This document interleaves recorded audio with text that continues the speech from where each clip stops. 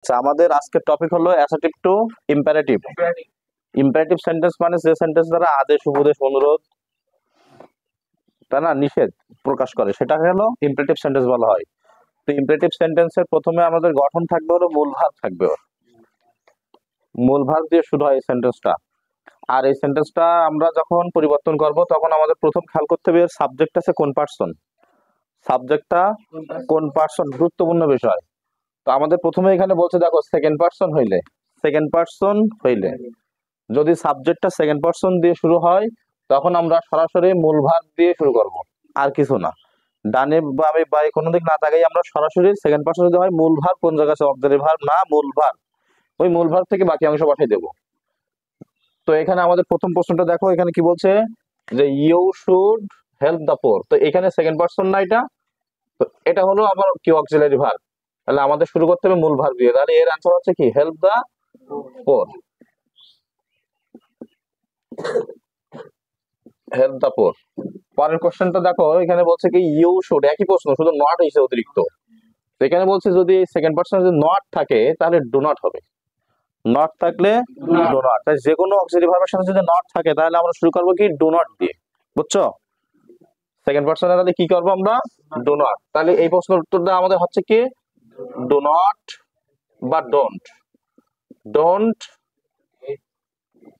হেট দা,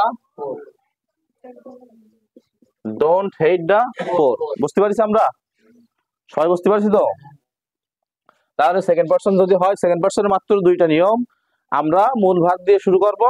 আর number two তে এখানে যদি আমাদের মূল ভার্বের ওইখানে যদি আমাদের অক্সিলারি ভার্বের সাথে নট থাকে, নেগেটিভ যদি হয়, তাহলে ওখানে আমরা কি করব ওই নটটা উঠাই দেবো, যে অক্সিলারি ভার্ব থাকবে সেখানে আমরা ডু ব্যবহার করব, ডোন্ট বা ডু নট। যদি এখানে আমাদের নেভার থাকে, নেভার থাকলে নেভার থেকে বাকি অংশ বসিয়ে দেবো, নেভার থাকলে। তাহলে এই প্রশ্নের অ্যান্সারটা কি হচ্ছে ইউ শুড নেভার টেল এ লাই। তাহলে অ্যান্সার কি হচ্ছে তাহলে নেভার টেল এ লাই। সেকেন্ড পার্সন হইলে খুবই সহজ। এখন সমস্যা হয়েছে এই যে ফার্স্ট পার্সন আর থার্ড পার্সন হইলে, ফার্স্ট পার্সন আর থার্ড পার্সন হইলে তখন আর আমাদের মূল ভার্ব থেকে বসানো হবে না। তো তখন আমাদের প্রথমে লেট বসাতে হবে। কি বসাতে হবে? লেট। লেট বসাই ওই সাবজেক্টের অবজেক্ট দেওয়া লাগবে। তো এটা দেখো হি থার্ড পার্সন না, হি থার্ড পার্সন, তাহলে আমরা প্রথমেই লেট। এবার বলছে লেট প্লাস সাবজেক্টের অবজেক্ট, তাহলে হের অবজেক্ট হলো হিম, লেট হিম। এবারে ভার্ব ওয়ান মানে মূল ভার্ব, এখানে ইয়েস আছে কিন্তু ওটা হবে না কিন্তু, আর রাইট, রাইট আর লেটার, ফুল স্টপ, বুঝছো?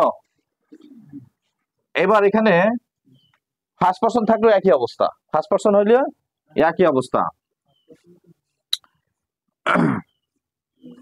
যদি নেগেটিভ হয়, এই দেখো হে ডাজ নট, এটা নেগেটিভ আছে, রাজু শুড নট, এটাও নেগেটিভ আছে। নেগেটিভ যদি হয় তো তাও আমাদের দেখতে হবে প্রথমে কি থার্ড পার্সন লেট। নেগেটিভ যদি হয় তাহলে দেখো নাউনের আগে নট বসাতে হবে আর প্রোনাউনের পরে নট বসাতে হবে। তো নাউনের আগে আর প্রোনাউনের পরে একটু ভালো করে খেয়াল করো, এই সাবজেক্টটা নাউন না প্রোনাউন? হে কি প্রোনাউন না? হ্যাঁ, প্রোনাউন যদি হয় তাহলে প্রোনাউনের পুরো পরে, প্রোনাউন পরে, তাহলে আমরা এর অবজেক্টটাকে নিয়ে আসি লেট হিম, এরপরে নট বসাবো লেট হিম নট। এরপরে আমাদের ওই একইভাবে মূল ভার্ব থেকে বাকি অংশ রাইট, রাইট এ লেটার।